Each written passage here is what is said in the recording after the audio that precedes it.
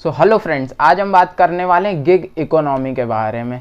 आप लोग सोच रहे होंगे ये गिग इकोनॉमी क्या होता है। तो जो टर्म गिग है वो आया है ए जॉब, इसका मतलब होता है कोई जॉब करना।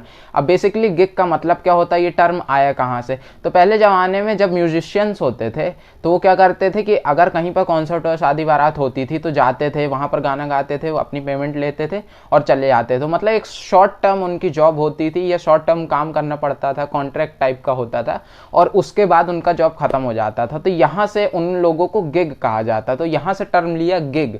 अब गिग इकोनॉमी पूरा ये टर्म कहाँ से आया, ये मॉडर्न डेज में बहुत ज़्यादा वायरल होता है जब हम खासकर बात करते हैं डिजिटलाइजेशन की। जब से इंटरनेट बहुत लोगों के बीच में आया है तब से गिग इकोनॉमी का सर्वे बहुत ज़्यादा हुआ है। यहाँ पर गिग मतलब होता है कि एक ऐसा जॉब जहां पर आपको टेम्पररी बेसिस पे, कॉन्ट्रैक्ट बेसिस पे काम करना पड़ रहा हो किसी कंपनी के लिए या किसी कॉन्ट्रैक्ट बेसिस पे काम करना हो, उसे गिग इकोनॉमी कहते हैं। और ये पूरा जो लोग काम करते हैं अगर बहुत बड़े सर्कल में होने लगता है तो एक इकोनॉमी टाइप की बन जाती है, उसे गिग इकोनॉमी कहा जाता है। अब इसको और अच्छे रूप में समझते हैं कि जैसे कि एग्जाम्पल आपको देता हूँ, जो फ्रीलांसर्स होते हैं वो कई बड़ी बड़ी कंपनीज के लिए सॉफ्टवेयर बनाते हैं या कई सारे फ्रीलांसिंग जैसे वेबसाइट्स होती है, जैसे फीवर हो गया, अपवर्क हो गया, इन पे लोग आते हैं, अपना काम दिखाते हैं, इनकी रेटिंग भी होती है। यहाँ पर लोग कुछ एक पर्टिकुलर कॉन्ट्रैक्ट के लिए काम करते हैं या पर्टिकुलर टाइम के लिए कि 8 घंटे आपको इतने काम करना पड़ेगा, उसके हिसाब से आपको जॉब मिलेगी। इस हिसाब से लोगों को किसी के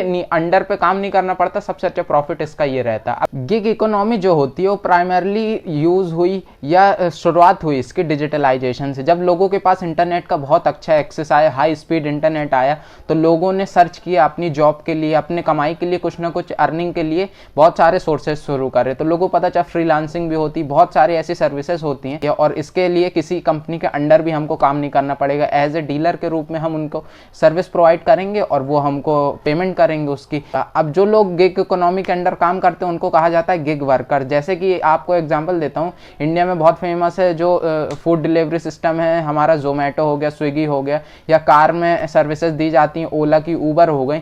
ये लोग सब गिग इकोनॉमी के अंडर काम करते हैं। जो वर्कर्स होते हैं, जो कार ड्राइवर्स होते हैं, क्योंकि इनकी पर्टिकुलर ये एम्प्लॉय नहीं होते हैं जोमेटो के या उबर के या स्विगी के, इन जैसे कंपनीज के पर्टिकुलर एम्प्लॉय नहीं होते। ये एक टाइम टर्म के लिए काम करते हैं या कॉन्ट्रैक्ट बेसिस पे काम करते हैं, या इनको कोई टारगेट मिलता है उसको फुलफिल करते हैं, उसके बेस पे उनका पेमेंट मिलती है और हो जाता है।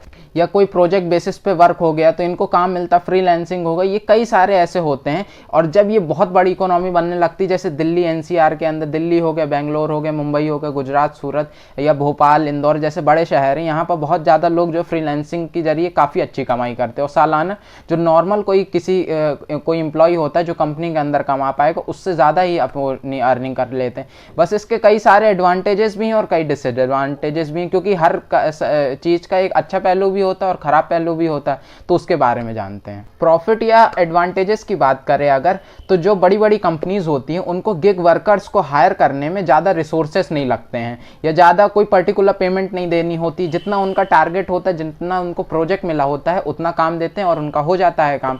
अब इसमें क्या होता है, गिग वर्कर्स को भी काफ़ी अच्छा फायदा होता है। इंटरनेट का एक्सेस होने की वजह से उनको ज़्यादा कंपनीज का रीच मिल पाता है, ज़्यादा काम मिल पाता है और ज़्यादा अपनी वो लोग अर्निंग इंक्रीज कर सकते हैं। तो ये बहुत सारे अच्छे बेनिफिट्स होते हैं। ज़्यादा रिसोर्सेज भी नहीं लगते, जैसे कंपनी को होता है पर्टिकुलर पेमेंट देनी पड़ती है, फिर उसको इंश्योरेंस भी कराना पड़ता है, हेल्थ इंश्योरेंस एम्प्लॉय का कराना पड़ता है। तो ये सब सर्विसेज भी नहीं देनी पड़ती है और इससे जो न्यू स्टार्टअप्स होते हैं उनको बहुत हेल्प मिलती है। और जो गिग वर्कर्स होते हैं उनको तो फायदा ही रहता है कि उनको ज़्यादा रीच मिल रही होती है अपना काम करने के लिए, और वो पर्टिकुलर सेल्फ डिपेंडेंट हो सकते हैं कि किसी कंपनी के अंडर जो है उनको काम नहीं करना पड़ेगा, उनके रूल्स एंड रेगुलेशंस को ज़रूरी नहीं है कि वो फॉलो करें। अगर गिग इकोनॉमी के डिसएडवांटेजेस के बारे में बात किया जाए तो इसमें क्या होता है कि जो गिग वर्कर्स होते हैं उनको इंसेंटिव के बेसिस पे काम करना पड़ता है। तो कई बार होता है उनको काम नहीं मिल पाता है, तो उनको मंथली बेसिस पे क्या रहता है, पेमेंट तो कम से कम मिलेगी ही मिलेगी।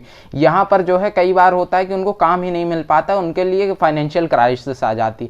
और कई बार ऐसा तो होता है कि जैसे बैड क्वालिटी ऑफ लाइफ हो गई। आप लोग कई बार केसेस देखे होंगे, जोमेटो के डिलीवरी बॉय में कई सारी प्रॉब्लम हो जाती है, उसको 20-20 घंटा काम करना पड़ता है दिन में, कई बार 18-18, 20-20 घंटे काम करना पड़ा, उसकी वजह से उसकी हेल्थ खराब हो जाती है। बैड क्वालिटी ऑफ लाइफ देखने को मिलती है क्योंकि वो इंसेंटिव और अच्छा ज़्यादा पैसे के चक्कर में ज़्यादा काम करते हैं और ज़्यादा अपनी मेहनत करते हैं। इस वजह से उनको जो है कोई भी अच्छा क्वालिटी ऑफ लाइफ नहीं मिल पाती। अगर इंडिया के सेंस में बात करें तो इंडिया इंडिया में लगभग 23% से ज़्यादा लोग यहाँ पर गिग इकोनॉमी में डायरेक्टली और इनडायरेक्टली अपनी सर्विसेज देते हैं एज अ गिग वर्कर के रूप में, या कई सारी कंपनीज होती हैं जो कि गिग वर्कर्स को अपने हायर करती हैं। इसकी वजह से गिग इकोनॉमी इंडिया में चल रही है।